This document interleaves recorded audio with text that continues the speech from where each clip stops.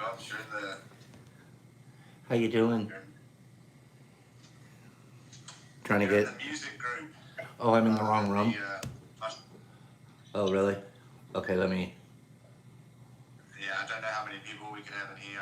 Maybe Oh, I'm about probably in the 15 or wrong so. room. I'll go to a different. I'll go to the other room. Mush Sweet. Lounge. Oh yeah, yeah. Yeah. Okay, Yeah. thanks.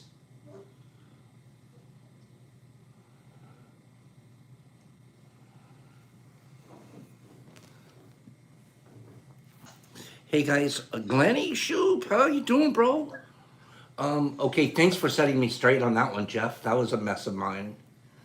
Yeah, it's just that we might max out people. You can only have 15 in the other room. Yeah, I looked like it had some good reception in that one though. Yeah. Now I don't see myself on here. I normally see myself on here. How come I don't? There we go. There you go. There we go. Right here on YouTube, I'm trying to get the IG feed if it's possible. If it's not, Are IG. you doing lab? What's that? Are you doing lab work today or something? No, we're actually doing a live reading here. It's going to be live on YouTube and on Discord at the same time.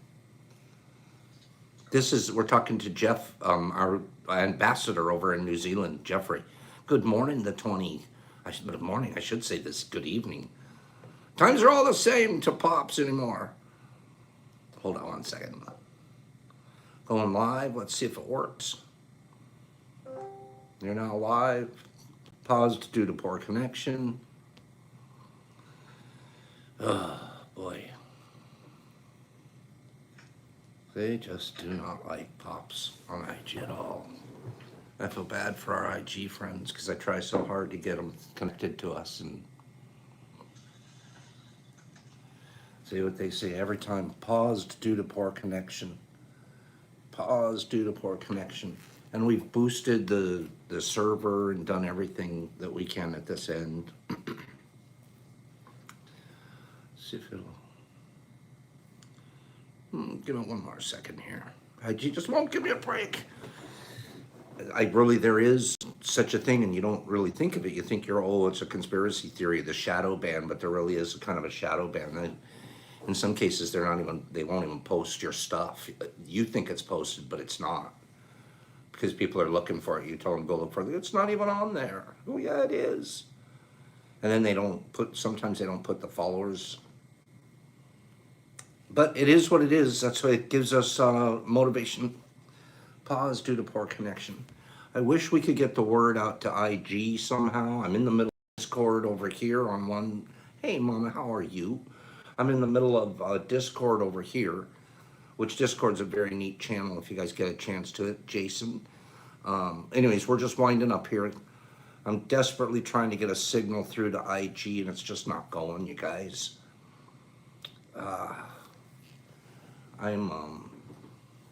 So I'm going to hang this one up. I'll try one more time, and then we'll just get to work. We've got some stuff to cover, and after we do that, cover this stuff, we'll be reading for about half an hour, questions and answers on what we've read and anything else. For another 20 minutes or so, we'll do a giveaway, and we'll be done by 10 o'clock. That's our game plan here. Okay? Greg, nice to see you tonight. Let me try one more time with this IG. Everybody get your fingers crossed that we can get into IG. You're now live. So we'll see how long that lasts. Pause due to poor connection. Okay, so no, Jeff, third time didn't do it. It's like third drift. Jeff, the third drift isn't doing it. Gosh, and I don't want to ruin the night for everybody by sitting there. We're going to have to get our friends at IG just to get over to YouTube for the 1 hour in the evening. We're only doing it one night a week, so. Okay, I'm going to set this up here. I had all the cameras all set up. I had it all, lighting all set up, and man, Pops had the production going on. Before we get started, thank you, Discord, for being here, especially all my good friends at Discord. We meet every night here at 9 o'clock. We're doing this Thursday night public, 9 o'clock. before we get started tonight, right now, I'd like to take, it's such an insignificant amount of time, but I'd like to take 13 seconds of Pops being quiet, just to honor the American soldiers that were slaughtered overseas in Afghanistan. So I'm going to take 13 seconds time out.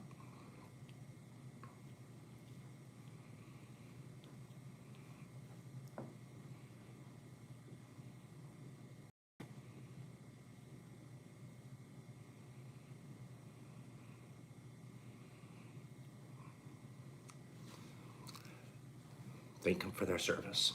You can't thank them for their lives. Be impeccable with the lives that you have. It's the only way you can honor people that die that way. Okay. So, moving on. Let's get our thing on. It was terrible to hear. Terrible.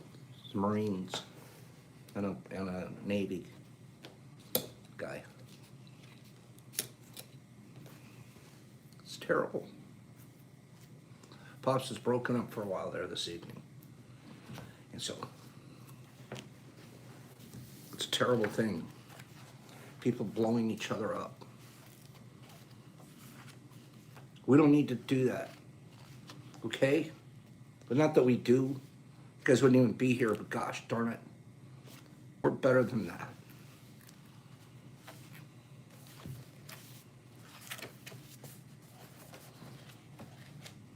Only half a second. We're going to teach tonight, not preach. Pops, stop preaching and start teaching. And we're not doing a lot of the teaching. Excuse me, I had everything marked. And I think I actually been watching the news a little bit more than I usually do, just to see what happened, how they got through the gate, and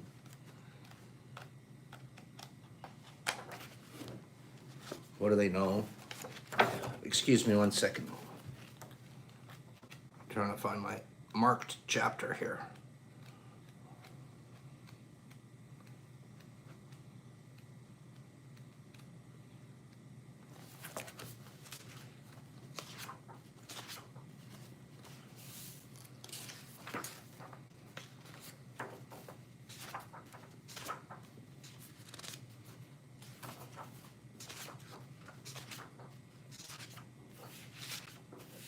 Here we go. Excuse me, I apologize for the slight delay there. So let me scroll through very quickly this evening and say good evening. Quickly, everybody give me a quick good evening. I know you guys have all done it, but give me a real quick. I got talking, I was trying to get connections, I'm trying to get, IG's still not working, they're fluttering. Who all's here this evening? Who can I say hi to? I've got Johnny and Nick and Johnny and Beth and Johnny and Ellen and Jason and Nick. And Johnny, just jump on so I can say your name out loud. The 20 Effect and Greg and Lyanna, nice. Aaron and Cody and Amy, nice to see you, Amy. And Trist, hey, you doing, kid? Oh, man, I've been telling everybody about us. 1, 2, and a 3, 4, and Greggy and Ellen and Adam and Nick and Kevin, jump on so I can say your name. Bulldog and Miss Cat and Hey Ma and Boski, Bo, and there you are, Greg and Glenny Shoop and Chris and Saber Blood Teeth, not a bloodhound, but Blood Teeth. Sporling, that's my favorite spy. Adam and Sue and Tabitha and Stu and Bethy, I caught up. Okay, let's get started.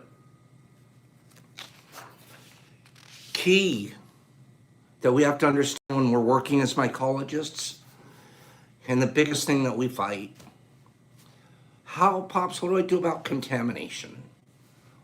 What is contamination? Where does it come from? How do you stop it? Can you stop it? What do successful grows look like that have contamination? What's good contamination rates? What isn't? Etc. There's so many questions you can ask about contamination. There's going to be a bunch of answers right here. We're going to read them. I'm just going to read basically what this author has to say. If you're following along, we're in Radical Mycology by Peter McCoy. Phenomenal book. Some of it. I mean, there's a bunch of stuff in there. He waxes poetic and philosophical But Radical Mycology, big old son of a gun. If there's ever one book you'll ever buy in mycology, this is it. The rest of them, good. This one has everything. And we're on page 207. 207. Okay, we've started. That was a pretty good start. We got 10 minutes. You can get the book for about $50, I think. I got it on Etsy. I think it's 60, but they say if you go directly to the publisher, you can get it for 50. Something in the neighborhood of 50. And it's by C. You can look it up. It's hard to say the word, but Radical Mycology, Peter McCoy. It's still being published today. You bet, Bulldog. A phenomenal tome of knowledge. Okay, working with contaminants, or why we do much of what we do. Why do mycologists do a lot of the things that they do? Before exploring this chapter's protocols, one of the greatest influences on all cultivation designs and outcomes must be discussed in depth. Competition from other microbes. So basically what we're saying here is we're trying to get something started from a spore usually, or liquid culture, or baby little embryos of the spore. And we're trying to get that started on a sterile surface. So we're definitely going to be having competition with other microbes that are going to try to start themselves on that same surface. How do you keep that from happening and let ours win? How do you let the mycelium win? Especially if the surface is sterile. Don't they both get to start at the same place? The growth of unexpected molds, yields, and bacteria is a common experience in mushroom cultivation due to the fact, anybody know why? Why do we experience it a lot? Because of the mediums that we're working with. Don't we add sugar to the agars? Don't we add sugar to the liquid culture? Aren't we putting out there sugary nutrients? Isn't there sugars in the corns and the grains? So that's what the molds and yeasts are going after too. The same sugars that the mycelium like. Sugars and it says it right here, sugary, nutrient-rich, and moist substrates are usually ideal for these competitors. When competitors begin to grow on a substrate, guess what happens? When a competitor starts to grow on a substrate, what happens? You have a mycelium growing, and you have the competitor growing. Who wins? Give me five people, the first 5 people to answer correctly, I'll move on. Who wins? Same guy. Mycelium's here, competitors here. 99% of the time, the competitor wins. The competition beats it. No, the mycelium's not usually as strong. Rare that the mycelium will beat the competitor. You'll see that more and more. Why does the whole tray turn green on you? It's all a beautiful white tray. Start one little spot of green, tiny little.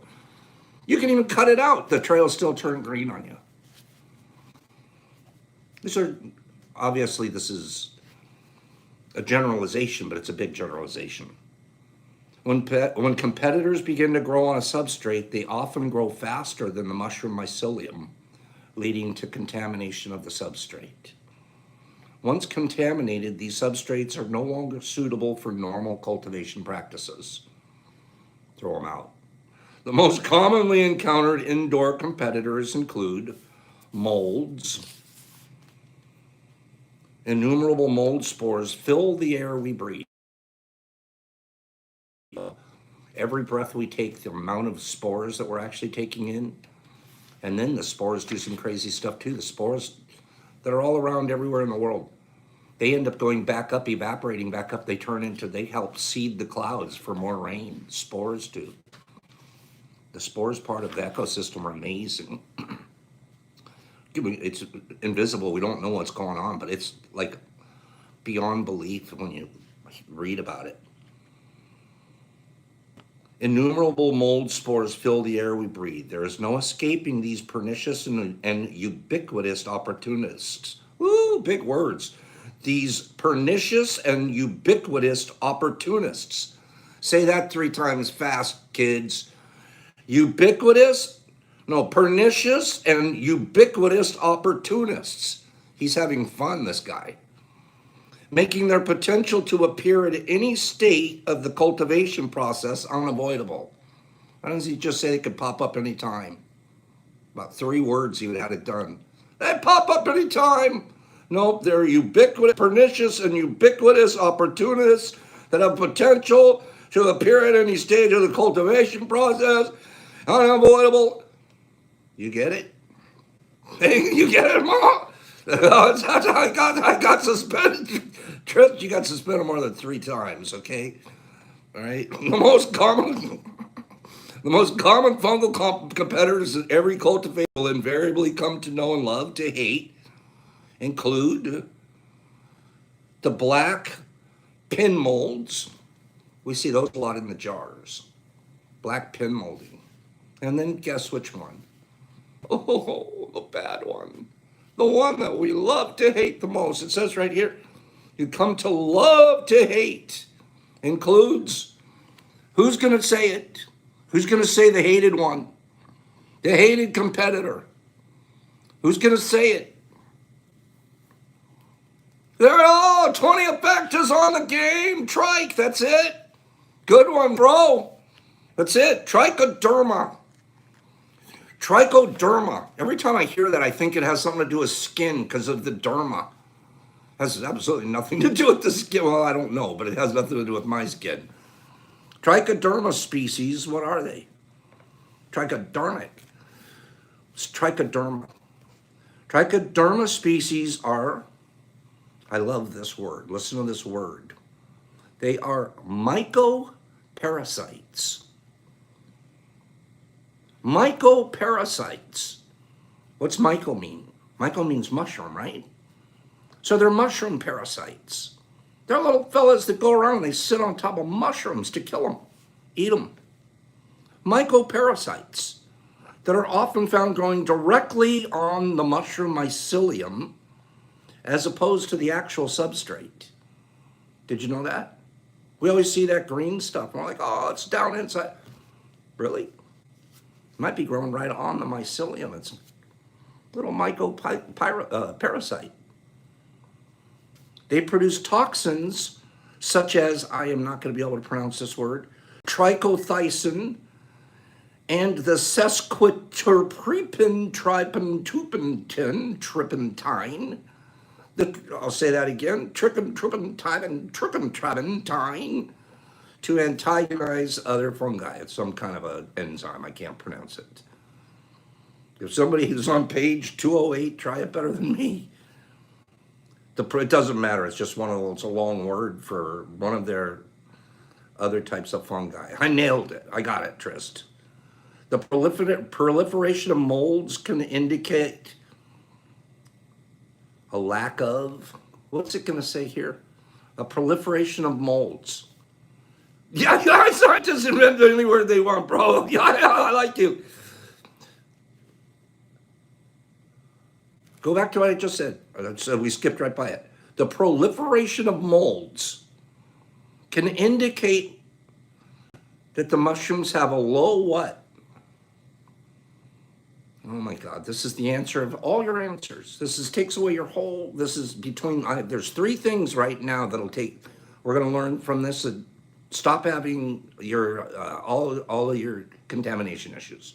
Here's the number 1 issue. It says it right here. Low airflow gives you mold. Low airflow. Close, Trust. Low airflow. Flow. Your air is not moving. Stagnant. Remember those pools of stagnant water that get mosquitoes?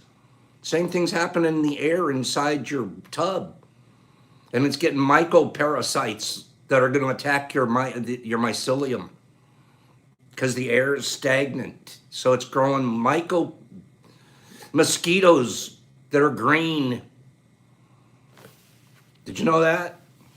Oh, I did. I contaminated it by touching it with a dirty fingernail. No, you didn't. You didn't have airflow. 99% of the 90% of the time, it's airflow. Bacteria and yeasts are two other things. They're not nearly as big of an issue. We're going to skip past that for time's sake. Molds are the ones that we fight the most in our home growing. So we'll skip past that. And there's one other type of thing that attacks our mycology, and that's viruses. We don't want to talk about viruses because it sounds like COVID. But very quickly, viruses are not possible to detect with the naked eye. However, viral infections can be seen in the form, oftentimes, if you're just getting the craziest fruit body deformations, mutations, weirdness, that you might have some kind of a viral infection. I didn't know that. Okay. So let's zip forward to the 8 causes of contamination. Before I do that, we've only been at this for 11 minutes. I want to go for another 15. Okay, do you guys like the direction that we're headed? I'd like to get some feedback right now. Give me about 8 people. Say, Pops, read the 8. Oh, that's a perfect number. I wasn't even thinking. The 8 causes of contamination. Give me 8 people to say, yeah, read them to us. We like this. This is good tonight. Okay, that's 1. I see 2 people. So there's 3. I like that. That's 4. I like it. 5. See, if I was live in a class, I would just look around and go, okay, show of hands. Good enough. You guys are so good to me. And I mean that sincerely because it's good to get some feedback. Sometimes you go, oh, this isn't going over very well. You go in the different direction. Okay? Good enough. Let's jump into it. Thank you. Thank you for the feedback, guys. Appreciate it very, very much. Okay. To reduce the presence of the above competitors, mold, that's what we're going to be talking about. And we're mostly talking about trike. Of course, there's other things. There's the cobweb molds. There's other little basics. You don't get those as much. And you don't have to get a whole lot of contamination in the first place. We bring on so much of it ourselves. We don't think we do. I don't understand why I have such a problem and the guy right next to you doesn't. Okay, to reduce the presence of the above competitors, it is important to understand how they develop on substrates. Microorganisms cover the surface of all objects and they permeate all porous materials. This fact should be held in mind for all cultivation processes and practices by assuming that microbes are everywhere, regardless of one's cleanliness regime. This hyper-awareness encourages habits that minimize the movement of microbes from the surrounding environment into the sterile interior of a substrate container where they are not desired. What's that saying? Woo, he's big, he's long-winded. He just said if you pay attention and you're hyper-aware, the whole idea is to make sure that microbes in unsterile areas don't get into your sterile area. Oh, okay, that makes sense. Okay, however, I wanted to jump in. Why do people like Pops and others, especially people I try to encourage, why do people wear white lab coats? Why do you think that is? There's 2 major big reasons that somebody in a lab would wear a lab coat, or somebody even in the home mycology. And I absolutely encourage, actually I have a third reason. This is so strongly, I used to push it, I stopped doing it so much lately. Lab coat. First thing that it does is put your mind in a completely different place, a level of professionalism and aseptic procedure that you're automatically, everything you do, the same thing chefs do, you're automatically in a mindset of cleanliness, automatically. You can also process everything that you do. If you get something dirty, you see it right away, you know. And there's a third reason. It's really, technically, when you wear it clean and you want to clean, Got to get this thing off 2 or 3, 3 times a week. You make sure you put a different one on. Keep them clean, keep them ironed. But there's third reason. This, when you wear it, it's virtually putting on a plastic glove over your body, just like when we put plastic gloves on our hands. When you walk in from outside, you're carrying in so much contamination on your body, unless you want to get naked in the lab. And people do that, and it's not even nasty. It's a lab procedure. They'll strip down. That's why the ladies in the cocaine rooms are all, well, besides not stealing stuff, but there's reasons. You want to get naked in the lab. I'm not trying to be naughty, seriously. So talk about what the word aseptic here for a minute. We hear that word a lot. What's it mean, Pops? Aseptic procedure. Okay? An aseptic procedure, think the word septic. We know what a septic tank is, right? A septic tank is the poop tank. Well, you don't want poop tanks in the lab. Whenever you put in front of another word, you're saying it's the exact opposite of the word that it's in front of.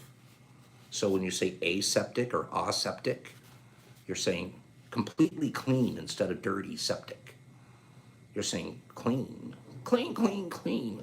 So the word aseptic is one level down from sterile in our vocabulary. And there's aseptic procedures that we use in the laboratory. Perhaps next Thursday we'll discuss that. We'll go through aseptic procedures, what you do in a laboratory. Okay? Here's the number one. Who do you think? Well, I don't even need to make this a quiz, but this is the key. There was a little back and forth with myself and Cy a few minutes, an hour ago. She's so smart. She's a brilliant lady. And she's very, very good in the lab. Very good. Watch her procedures. And her lab, when you see pictures of it, clean as a whistle. And you don't have to have everything perfect. You want to be clean. Sure, have a lot of Lysol and have white paint.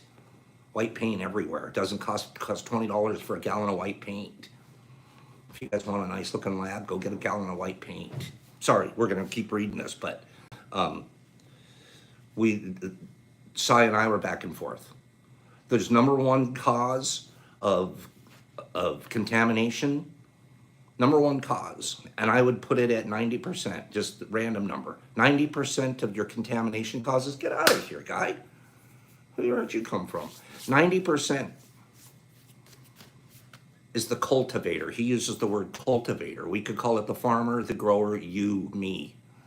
The cultivator. We're 90% of the cause. Oh, there was something wrong with the substrate. Oh, there was something wrong with the grain. There was something wrong with the LC. There was something wrong with the spores. There was something wrong with the... No, it wasn't. It was you. 90% of the time, it's you. Then you have to examine where it was that you were involved. Not that you're a bad person. Oh, you're bad. No, you did. There's something in the procedure that we got to figure out what you did. Fix the human part, and then we'll make sure that it doesn't happen again. And that's the best part of it, because you can eliminate so much of it. And how do you get from 30, 40% contamination rates like I had when I first started to, oh, how the heck did I lose 5% this month? Gosh darn. And you're not showing off. There's just, you learned your procedures. And you gave full respect to the microorganisms that can attack. He was thinking it was whiskey. I didn't, by the way, for full to all us Buddhists out here, I didn't kill it. I scared it off. I checked my hands. No smash, no smash. Okay? So listen, the cultivator. There he is right there. He just flew by again. He's going to beat me. The other day, I spent half an hour trying to shoo one out. I finally did. Our body is an ecosystem of microbes. Cy said this the other day, or earlier tonight. Our body is an ecosystem of microbes. I don't like hearing that. I hate when you hear about all the bed bugs on your pillow. You know what I'm talking about? Those stories? Oh, there's a billion over there. Ew, I don't want to know this. But you have to know it for mycology. Okay? The cultivator, wait, our body is an ecosystem of microbes. It creates a thick coating of bacteria and yeasts on our skin and clothing. Sai, stop it. Is it true? Sai, are you out there? I saw your name here. Is it true? We have a thick coating of, we're a human microbiome. We have a thick coating of bacteria and yeast on our skin and clothing. It's true. We're one of these and it breaks up some of it. I think it helps. Plastic gloves, isopropyl. Don't breathe on things. Paul Shannon says we are mushroom. I think we are. We're walking mushrooms. They're better than us, though. Good, Louis, epidermis. Gosh, you guys are smart out there. The cultivators, perhaps I'm going to get reading now, because I'm not putting on a show here. I'm trying to impress information. I'm literally not trying to put on a show.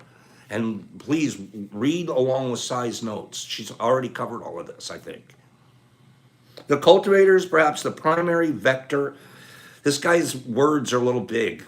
The primary vector, meaning the source. The cultivator is the source, meaning the farmer is the source. The cultivator is perhaps the primary vector of competitors in the whole of the cultivation process, meaning you're the reason. I like it in 3 words instead. You're the reason. As such, the cultivator should ideally be freshly bathed. So I wrote this the other day. I keep saying the other day. It's just an hour ago. The sterile procedure you want to be on before you go and do your sterile operations. You're responsible for it. You want to do a good job. You want it to be good. You're the guy. You're the cultivator. Don't blame the syringe. The cultivator should be ideally bathed, wearing freshly washed clothes. Ooh, watch this one. Shoes should be removed or covered in protective socks before entering the transfer workspace. I should take my shoes off or put on booties before I stand in front of my flow hood. I don't do that. I'm not going to do that. But that's what they mean. Or transfer space or bigger things. They're moving into other rooms and things like that. Transfer spaces are actually dedicated spaces for doing all this work in. They cover themselves up. You've seen all the pictures. They look like they're wearing hazmat suits. It's important. Some cultivators even wear a hazmat suit. No, I didn't say that. I made that one up. Some cultivators even wear a hazmat suit. It doesn't say that. So, come on, somebody laugh with me. You missed the immediate laugh with this deal. Some cultivators even wear a hairnet, face mask, arm sleeves, or latex gloves. It does say that. Or a hazmat suit. Second thing, that's the first cause of contamination. You. There, finally, Haley, I finally got somebody to laugh. You're the first cause of contamination. Okay? You're the reason. Second reason, second biggest reason. Somebody answer what's the second biggest reason. Who's the first person to say it? Second, you're the biggest reason. 90%, you're the biggest reason. What's the rest? Jeremiah nailed it. Airflow. I already said that an hour ago. Jeremiah's paying attention. Jeremiah moved to the front of the class. The rest of you guys are smart too. Nope, rarely is it going to be dirt, Hayden. Just so you know, we blame the dirt so often and it's so little the dirt. Air. To reduce the presence of competitors that naturally do what? This is like, if we don't do anything else tonight, you guys got to learn these two. You and airflow. You and airflow. The rest of this stuff is pretty basic. You and airflow can eliminate so much of your, and you guys are lazy too. Lazy. I gotta say that to you because you're lazy. I'm attacking you. You're lazy. There is no way that 5 of you right now, there's 40 growers staring at me. There's no way 5 of you fan your tubs every 4 hours on the 4 hours, no matter what. You do not have your alarm set midnight, 4 a.m., 8 a.m., noon, 4 in the afternoon, 8 in the evening, midnight. You don't. You just randomly go in. You do them once in a while. You think about it. You just walk by. By the end of the day, you might have waved something over it 3 or 4 times for a minute. Who's the guy that has their alarm set? Seriously, raise their hand. Somebody tell me they have their alarm set every 4 hours. Yeah, every 4 hours, 6 times a day. No matter what, I do it. 4 hours. Okay, Jason does. Okay. Johnny does. He gets up at 4 a.m. Maybe, okay, good. What happens at 4 p.m.? Okay. I'm not, out of 46 of us here, I can't tell. I bet you 4, 6, 8, not even. And that's the golden rule to grow, but we don't do it. No, we're going to do all the work. We make our tubs and we don't fan them. Don't fan them. No. And then, how come my tub doesn't? Because you didn't fan it. That's the number one thing. Remember, who was the number one reason for contamination? You and your clock. Who's the number 2 reason? Airflow. You're responsible for the airflow.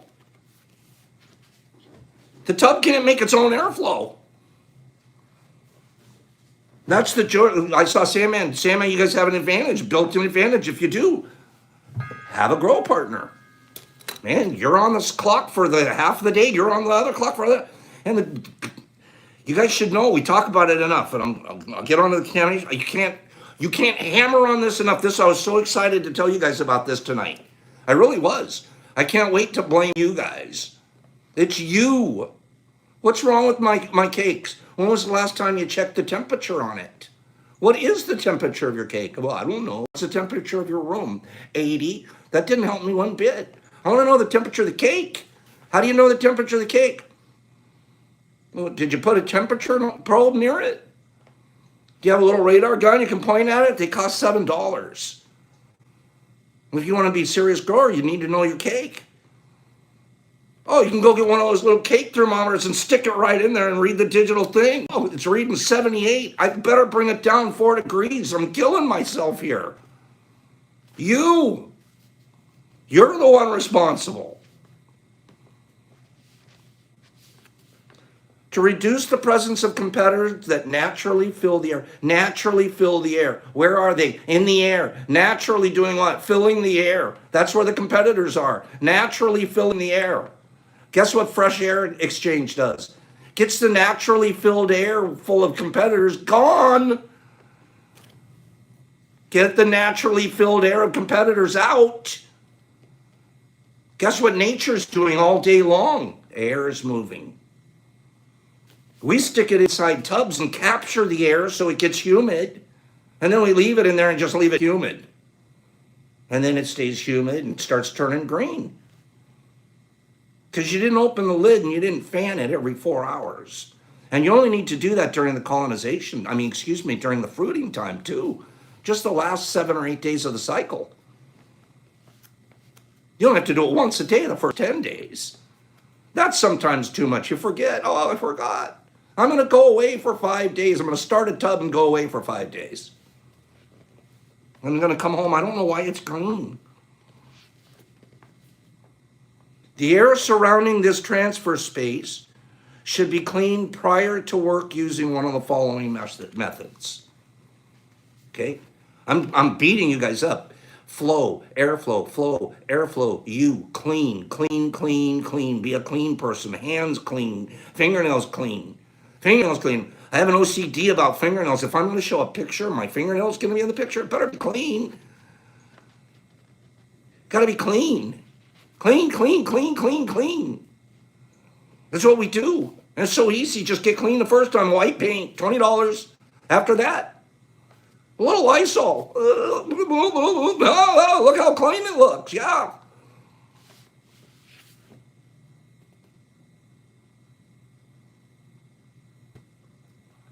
So it says here, spray the air environment with 70 to 80% alcohol and a 10% bleach or commercial disinfectant 3 to 5 minutes prior to working. I do this. I spray Lysol. I have the that's why Lysol's gold during COVID. I don't know. It was like you already stabbed someone in the eye and take their Lysol can from them. You couldn't find it on the shelf. Fog the air up with your Lysol. Got a cleaner airspace.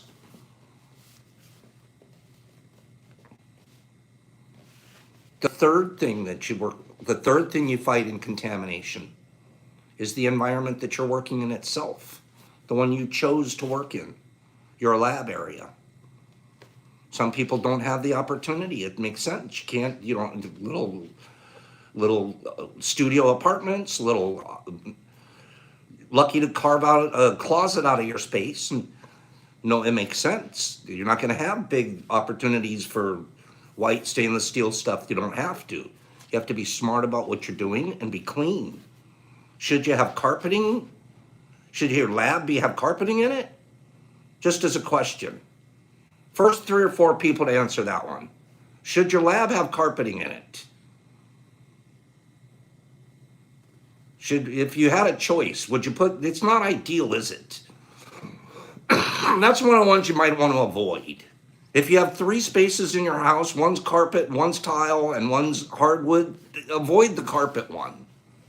Okay? Unless you can help it. And then what you might want to do? Get a plastic something, put it down over it. Plastic seal the floor. You know what I'm talking about? The Visclean plastic, so you can spray that down. Get it? Be smart about your area that you're working in. The environment. Workspaces should lack carpeting. Woo, it says it right there, first line. Workspaces should lack carpeting, be easy to clean, and cleared of all sources of mold, mildew, rodent infestation. Yeah, you're right. The mice should not be running across the laptop. You're right. Good call. It should be no rodent infestations. No kidding. No guinea pigs. And it said here, you shouldn't have any llamas. No llamas in the lab either. No llamas. Alpacas. No alpacas. Doesn't say that. Doesn't say the rodent one though. Okay? Oh, look at this one. Look at this one. Oh, Tristanos. Tristanos pops his OCD. OCD for cleanliness. Oh, that's funny. Carpet is like an X. That is hilarious, Johnny. That might be the line of the night. Walls, listen to this line. Walls should be painted with an easy to clean latex paint. Pops just said that's $20. Go paint your walls so you can wipe them down again. Easy to clean latex paint. And the floor made of cement or equipped with a floor drain to facilitate cleaning. I hate to brag, but there's floor drains in my lab. And my first thing we did was patch that floor up. It was a nasty old floor. In the fruiting space, listen to this.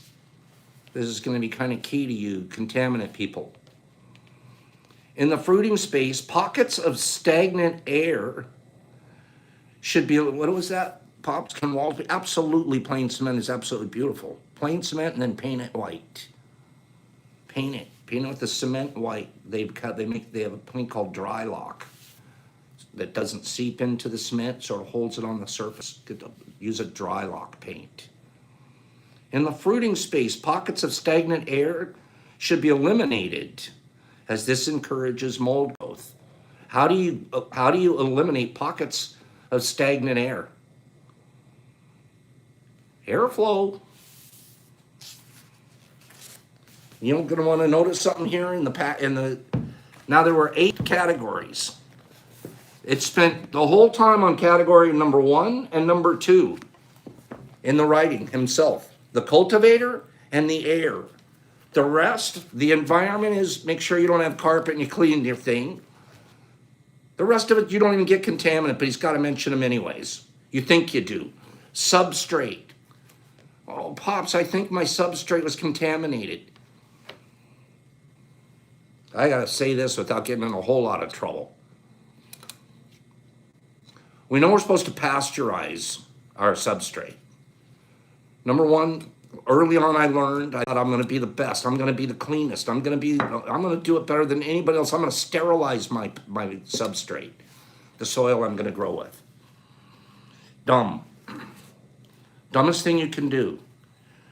You don't want it sterilized. You don't want your substrate sterilized because it takes all of the ability for your substrate to fight the contaminants that can come along naturally. It takes all of their ability away, and you have a completely blank slate, and it gets attacked just as the mycelium's trying to grow, and we already read earlier which one grows faster, the competitor.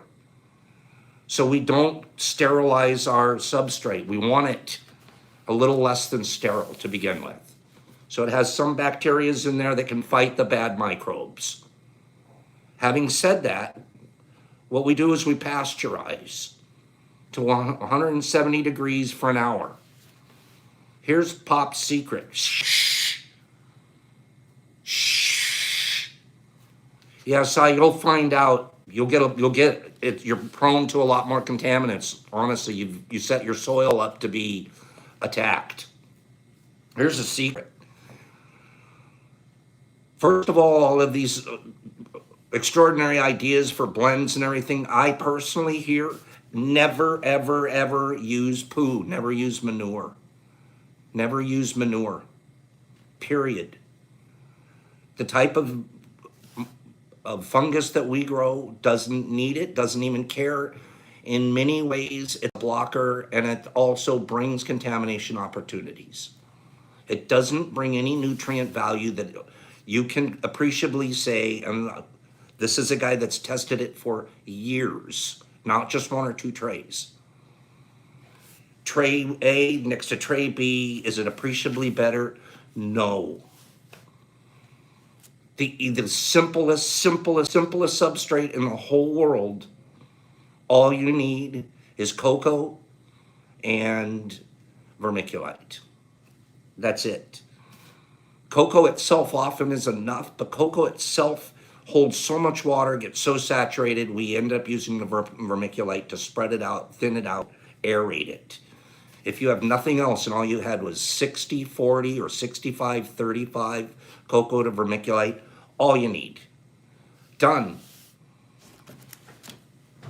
Done. That's all you need. Then if you want to, you might do 60-30 and put a 10% in there, and I avoid a couple of the additives, but let's talk about what we're here to talk about tonight. Now, my secret in this was, I can tell you guys from this is a bad thing to tell. It's not a teaching thing. The teaching thing is make sure you pasteurize your soil. There's many times I've taken my cocoa and my vermiculite right out of the bag, clean. Everything we do here is super clean.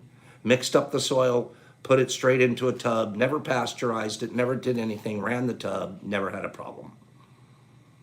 Never had a problem. Didn't have to be pasteurized. That proved to me how little of my contamination issues really are the soil substrate. How little it really is. Where you get your contamination is in your procedure, and or usually it's your spawn itself has a contamination in it, and you're bringing that spawn into that substrate, and the spawn will contaminate the substrate. But the substrate itself starting out contaminated, rare. That's why he barely even mentions it here.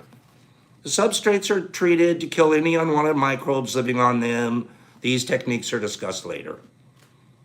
He's basically going to teach you later how to pasteurize and how to pasteurize. 3 different methods to pasteurize he shows you. The other way that you could bring contamination to the introduce it into what you're doing is in the spore itself, in the inoculum. The spores or the mycelium you work with as an inoculum may also contain contamination, but those are the easiest ones to know. All you have to do is take your syringe and put it on a plate, take a little bit of your syringe, put it on a blank pre-poured agar plate, wait 2 days, start looking at it, and you'll find out whether or not it's contaminated. I have a couple of test plates right now. I started some liquid culture, but I'm not going to take the liquid culture and start a bunch of bags with it. So I first tested on a little plate. Is this going to be good, clean liquid culture? Yes, it is. Now I know if something goes wrong, it won't be because the liquid culture was bad.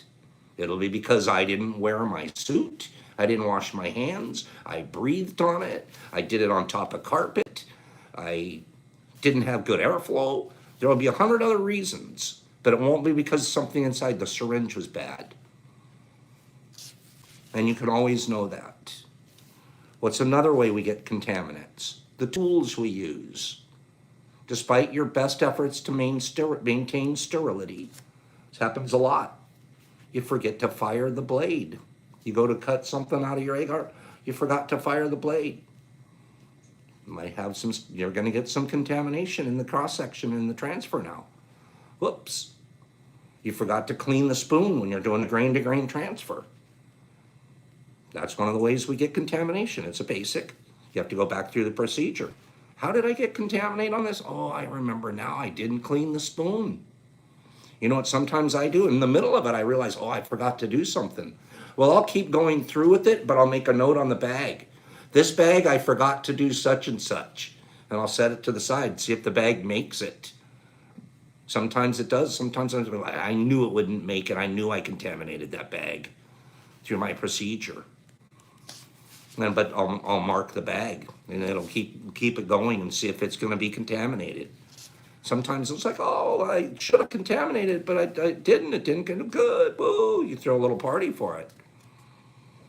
So despite your best efforts to maintain sterility, all tools and vessels should be considered covered in contaminants. Tools should be sterilized along with the substrates prior to use, as well as in between each transfer by using a heat source. And the final two are pests. And then he actually wants to spend a chapter telling us about the different kind of pests that you can get. And then the final one is technique. And I'm going to read this one to you. Okay? The use of conscientious, quick, and controlled movements during mycelium transfers is essential for achieving low contamination rates. Have quick movements. What I do now, because I've done it enough, they're pretty fluid, but pre-plan your movements. Do a mental list of this. I'm going to go take this, I'm going to cut this, I'm going to open this, I'm going to go over to the tray, I'm going to open it, I'm going to take out my cutting, as soon as I take out my cutting, I'm going to close the lid back up, I'm going to go through a mental list of all of the moves you're going to make. And as soon as you've gone through them, do them like a dance, rhythm. The quicker and smoother you can do your fluid movements, the less opportunities for things to come down and rain their contamination on us. So technique is a big process. I would argue technique goes back to the cultivator. He uses technique as eighth category. I line that up with, that's the cultivator. Does he have the technique to get the process done? And that's one thing we like to do here. And you can ask, I think there's a few people here that have visited the lab, teach technique, good technique in front of the flow hood, things like that. And some of the people I saw Louis on here earlier, Louis didn't even have to teach. Louis was an automatic. Louis was just like, he didn't say it, but almost like, Pops, get out of the way, I got this. He just knew. Front to back, correct aseptic procedures. I didn't even have to tell him, I just watched him. I go, okay, this guy's got it. He just makes sense. There's good technique and there's bad technique. So those are the 8 processes, the 8 causes of contamination. We kind of glossed over 2 or 3 of the last ones, but so did the author. The author didn't get as deep into that as he did into The biggest two, you, me, the guy that doesn't get up at midnight, and then he wakes up at 8 o'clock and he wonders how come his tub turned green. And it happens really fast. So it's us that doesn't get the job done. It's us that contaminates. That mold, it's rare. It doesn't just pop in out of, it's not driving down the street at 80, look by your house and say, hey, I think I'm gonna drop in over there. It doesn't do that. You give it a big invitation. Does that make sense? You have to invite it. So, that's it for this evening. I'll take a couple of questions and answers. We sure ran a little bit long. I thought I'd be about 20 minutes shorter. Let's go about 5 minutes question and answer, and I'm gonna do one giveaway. I have a happy box here. I made a nice box for you guys. Okay? So, give me a couple of questions and answers, and then we can, and I'm really sorry IG didn't get it, but that's okay. When you take the tub off and you use it as a fan for your tub. Yeah, so let's give an example of that for some people. Give me 1 second. Give me 1 second.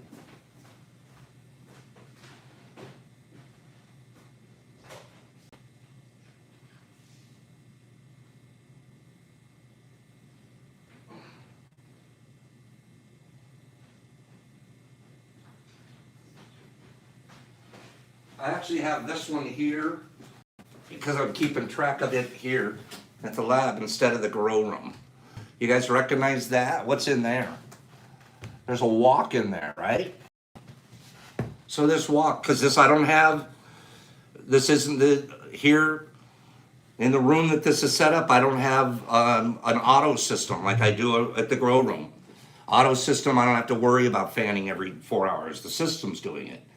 How do you fan manually every 4 hours? You go to your tub and you take the lid off. You take the lid as your fan.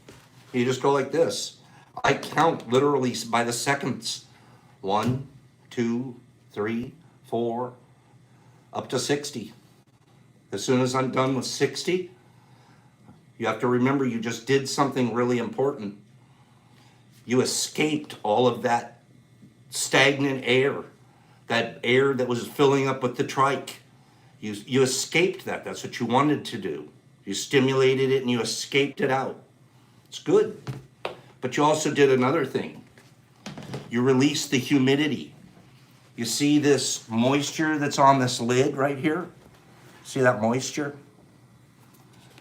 The reason we want our lids and our walls moist is to hold humidity inside this because he's breathing. The shrooms are breathing out of the wet air. They're breathing the air itself.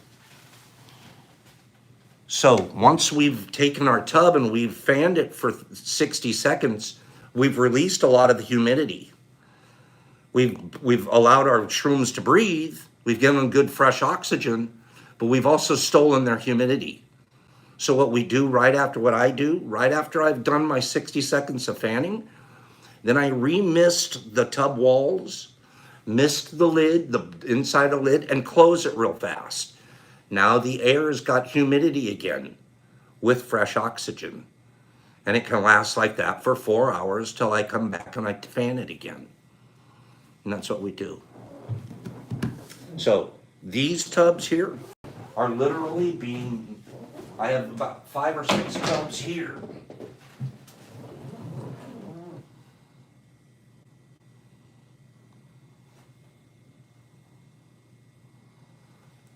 And this one, the wok, mycelium's growing right up through the water bead. Is the healthiest looking thing that you can imagine. And a lot of it's just paying special attention to it and get it its air.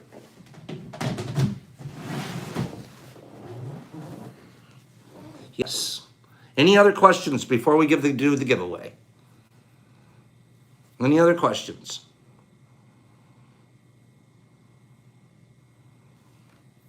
I know you got a million questions. Come on now. The container, it's a 54 quart Sterilite that I just put my wok inside. So I'm not, Boesky, the type that I grow. So I can't speak to that. How do I add casing, Timothy? So casing is simply frosting. Consider it frosting the cake. Depending on what kind of cake we're doing, if it's just going to be a straight cake, that it's the rock right or the right out of the jar, like the PF Tech, and they just case that. You just cover it with whatever casing you're using. Most of the time, I use the exact same material that I used for my substrate. I use for the casing. Casing is just something like frosting. You dust over the top of the cake, and it simulates the last layer of leaves and twigs and things like that that you see out in nature, and it gives a little bit of layer for the CO2 and stuff to be captured during the first 4 or 5 days of colonization. But eventually you see all of the mycelium pushes through and colonizes through that casing. So casing is frosting. Okay, lights. There are no special lights needed whatsoever. There's been a million scientific tests for mushrooms. There are nothing special about lights whatsoever. The only thing that they've determined about lights is the length of time that the shroom will get a light over 24-hour cycle changes the color of them a little. The longer they're in the dark, the darker the shroom is. The longer they're in the light, the lighter the shroom is. They're actually photo reactive that way in their own strain. Other than that, it could be moonlight, it could be light from a closet light bulb, it could be LED, it could be a candle, it could be light peeking in from the corner of a curtain. It doesn't have to be any special grow lights, nothing like you do in the weed game. Special 6,500 lumens, nothing. And somebody just said fan after you mist, and the answer is no, Reddit. It's the opposite. You want to mist, you want to fan, you want to fan, then mist. Because the mist is replacing the humidity that you just fanned away. So don't mist first and then fan, because you're sort of reversing the process. Don't mist first and then fan. You want to fan first and then just mist to replace the humidity and then close it back up. Okay, now there are times that you'll want to mist and fan because you're sort of feeding it, but that's not the care and treatment of the tub that I'm talking about here, where you're fanning every 4 hours and then just misting and closing it back up. But anyways, you're right. Still water is a breeding ground for bacteria, 100%.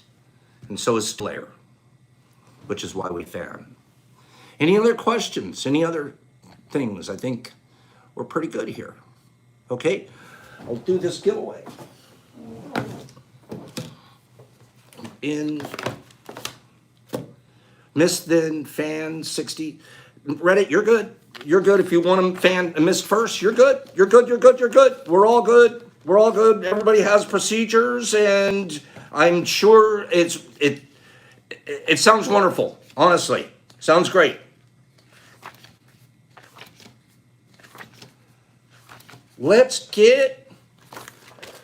We are going to do. There's a lot of us that know what we're going to do here. I'm going to just yell something out, and as soon as I do, you guys are going to jump on, okay? So here we go with state. Give me a state.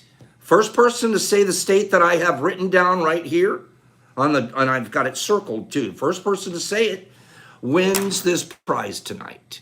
Texas. And the one that when I say first to say it, the first I see on my screen, and I'm going to read them in the order I see it. Texas, Washington, Connecticut, Kansas, Minnesota, Virginia, LOL, Kansas, California, Alaska, California, Kentucky, Michigan. I had to look down to remember what I wrote. Indiana, Washington, Maine, Alaska, Arkansas, North Dakota, Hawaii, Maine, Alabama, Florida, North Carolina, Colorado, North Carolina, Arizona, Ohio, Texas, Ohio, New York, Oregon, Illinois, Arkansas, Florida, Oregon, Washington, Rhode Island, Louisiana, California, Deep Breath, Oregon, Oklahoma, Mississippi, Florida, Oregon, Hawaii, Maine, Virginia, Arkansas, Ohio, Wyoming, those islands, Idaho, boom, Jason Paulus. Jason Paulus. Ceasefire, ceasefire, ceasefire. Jason Paulus. Our scientific friend, Jason Paulus. Ceasefire, Jason Paulus. Got the answer. Nice, Jace. Good job. Good job, Jason. Jason, you don't have to send a reading in for this at all. This is just a win for being here tonight. Thank you so much. I ran a little bit longer than I planned on, and I apologize for that. Thank you for everybody that was able to stick around for long enough. Let me show Jason what he won, okay? What did Jason win? Well, we haven't seen these in a minute, but we made a few. So these were, yeah, congratulations to Jason. Jason, in order for me to send this to you, you have to DM me at PopShrooms4 or Tea with Pops over on IG, okay? And I will get this sent off to you. What's in it? You guys haven't seen these in a little bit. You guys remember our apple? This is actually apple that's been soaked in a mushroom supplement, okay? And that right there, good reports on these fellows. So we've got a couple of those in there, okay? And we have, these are freeze-dried. They're not just regular dehydrated. This is freeze-dried, okay? The freeze-dried, and I made a certain amount of these out of the freeze-dried. I haven't really come up with a way to test if the freeze-dried capsules are stronger than the dehydrated, but my thinking is that they are. Skittles. I've got a ton of Skittles. Why didn't I think to put them in there? I didn't have Skittles in here. That was this bag for this box for tonight. So that is for Jason Paulus. Jason, we'll wait to hear from you. And now that you just said Skittles, if you guys are here at tea tomorrow morning, I will have some Skittles in one or two of those boxes. Because it's not like we don't have Skittles here. I got Skittles, so many of them, I keep forgetting to put them in a box. Okay? So that's good enough right there. Who is this Reddit fella? What's going on with Reddit? All right? Reddit, bro, we're just so much better than having to be anybody that does this kind of stuff, bro. And nobody wants to call people names here. Can we? I just want to offer goodness and kindness here to you, Reddit. And truly, bro. Okay? That'd be a good place for you to go. All right? Nobody's trying to be rude to anybody here. I promise you that. That's just not the nature of what's happening here. But something just, you're jumping off the screen at me. And I don't mean that in a negative way. And I'd love you to DM me. And if there's anything we can do to work it out, okay? I'd be happy to help you, talk to you, or have you tell me what I can do. All right, bro? Okay, so, good, beautiful day. All day today was. Thank you guys for spending this evening with me. I hope we learned a little bit of something there. And not leaving it on any kind of a negative note, because at the end of the day, it's communication. At the end of the day, it's about putting in communication, right? And I love you guys very, very much. I love the support you guys give to one another. And we also don't let trolls and bullies and people run around. But sometimes it's not that. Sometimes it's they're not getting it. Just there's a culture. You fit in to get in. You get along to go along. Okay? Absolutely. Tea tomorrow, 9 o'clock. I've got tomorrow's Big Box Friday. So be there tomorrow morning. Okay? And Reddit, you're good. I love you, man. I mean that. You can be right in here with everybody, just like all of us. We all figure it out. Make amends. Say, I'm sorry if you did something wrong. If you didn't, doesn't matter. Say you're sorry anyways. Clean up your side of the street and have respect for yourself and everybody else. So what kind of tea should I bring? Baby, bring black tea. Bring the lap tea. But don't kid yourself. Let me turn this around. Look right here. Tasha I'm still working with. that box of tea right there from Tasha. Okay? So we're looking good. Guys, scroll me out. All right? And Reddit, you come back anytime, seriously, or DM me. We'll work it out. We figure it out. There's always misunderstandings, and there's always opportunities to be in love. Love you guys just like this, just like being in love with you guys. Have a beautiful night. I'll see you guys at 9 o'clock tomorrow morning. We did learn a little bit together, and better than that, we didn't go out there and get in any kind of trouble. And I see some really neat new names here tonight. Mia and Timothy and Rice and Trist. I'll see you soon, son. And Louie and Hayden and Foxy. And I'm just reading you guys as you scroll by. Thanks. Good night, Aaron. I like those icons, Aaron. And Haley and Greg and Timothy. I'm glad you were here, even if it was just for the end. Leanna, I love your name. I don't know why I get excited every time you're here. Reddit, I'm glad you're here, bro. Seriously, all kidding aside, would you please DM me? I'm not sure what happened here, and if it's a misunderstanding, we want you here. To the bottom of our hearts, I think it was just a misunderstanding. We'll figure that out. Love you all, Dead Faces, Lulzwags, and Mia, and the 20 Effect, and Exception. And that's the truth, Reddit. If you meet Exception, literally one of the nicest people in the whole world. So whatever went wrong between the two of you guys is wrong, and we fixed that because we're better than that. We're others. There aren't too many of us. Suey, there you are. Aaron and Sunman and Jeremiah and Sandman and Jason and Aaron and Cy. Love you, girl. It's true, Leanna. And Atheist always. And I get it. I totally get that, Atheist. Sporling and Ellen. We've scrolled you guys up to here. Louie, I can be nice. We don't want you to be nice. You're the bouncer. You're the guy with the big grip. You're our bouncer. Okay, you stay right where you are, Louie. We need you. All right. Matthew, I'm not leaving. I keep waiting for next. Usually I wait. Like, okay, I catch up. Like I'm sitting here going, okay, I can't wait for the next scroll to come up. All right, who's gonna scroll next? And I'm usually you guys are ahead of me. I'm caught up. I love you guys. Pops, peace, love. I'm so glad all of you guys are here. I see some of my absolute favorite people here tonight, man. I do. Mia, I see you're one of them. I'm so happy some of you guys were here. Pops, peace, love. Now you're scrolling. Now you guys are trying to get a hold of me, but I'm on it. My last two are Aaron Betts, Bud, Mia, Johnny, Amy. I'm at Louie, Deadface. I'm reading them as I scroll, as they're hitting my screen. Johnny and Foxy and Mia, I love you. So that was my last one. I'm rolling out with Haley Says, and Ellen saying, and Matthew, and Lulu, and Matthew. I'm not sure what LC, the LC, how was it, Pops? What LC? DM me if you want to. And Trist, that's what I'm leaving with. Pops, peace, love out. Trist, Pops, peace, love out.